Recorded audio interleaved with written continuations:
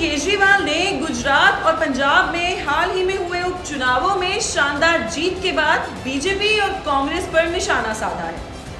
गुजरात के विसावदर और पंजाब के लुधियाना हुए सीटों पर आपने बीजेपी को करारी शिकस्त दी, जिससे पार्टी कार्यकर्ताओं में नया उत्साह है। दिल्ली के कपूरथला हाउस में आयोजित एक समारोह में केजरीवाल ने कहा कि गुजरात और पंजाब के लोगों ने बीजेपी और कांग्रेस दोनों को नकार दिया है। ये उपचुनाव 2027 के विधानसभा चुनावों का सेमीफाइनल है। उन्होंने दावा किया कि आप अब दोनों राज्यों में सरकार बनाएगी। लेकिन सबसे बड़ा सवाल है कि दिल्ली में हार के बाद मीडिया से गायब हुए पूर्व मुख्यमंत्री केजरीवाल की अगली रणनीति क्या है? क्या केजरीवाल दिल्ली में पार्टी की हार का बदला गुजरात से लेने की रणनीति बना रहे हैं?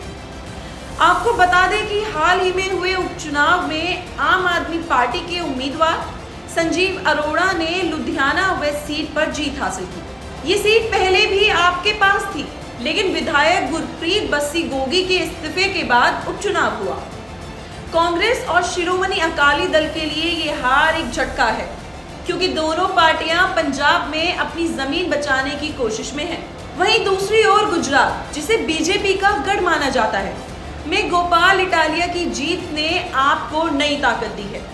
केजरीवाल ने कहा, गुजरात की जनता बीजेपी से तंग आ चुकी है और वे बदलाव चाहते हैं, और आप वह विकल्प है। कहीं ना कहीं इस जीत को दिल्ली में मिली हार के घाव पर मरहम के रूप में देखा जा रहा है। उन्होंने ये भी कहा कि पार्टी 2027 के विधानसभा चुनावों में आसानी से 100 सीटों को पार कर जाएगी, वह भी बड़े अंतर से। बीजेपी और कांग्रेस को अब आप एक गंभीर खतरे के रूप में दिख रहा होगा, खासकर गुजरात जैसे राज्यों में, क्योंकि इस जीत के बाद केजरीवाल कुछ बड़ा करने की योजना बना रहे होंगे। उन्होंने बीजेपी और कांग्रेस दोनों पर तीखा हमला बोला है।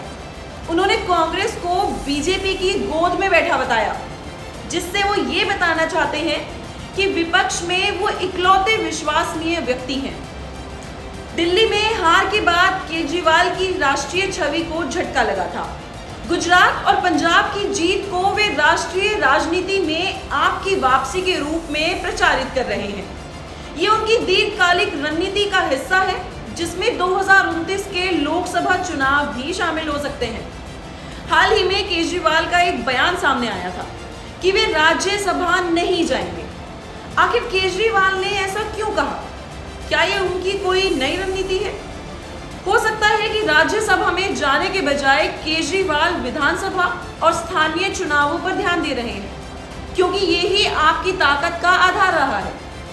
या फिर ये भी हो सकता है कि केजरीवाल विपक्ष के लगाए हुए आरोपों को गलत साबित करना चाहते हैं, क्योंकि बीजेपी और अन्य विपक्षी दल केजरीवाल पर व्यक्तिगत महत्वाकांक्षा के आरोप लगाते रहे हैं।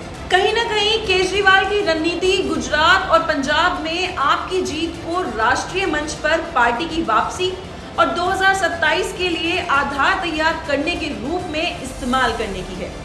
उनका राज्यसभा नहीं जाऊंगा बयान पार्टी को संगठित करने और विपक्ष के हमलों को कमजोर करने की रणनीति का हिस्सा है।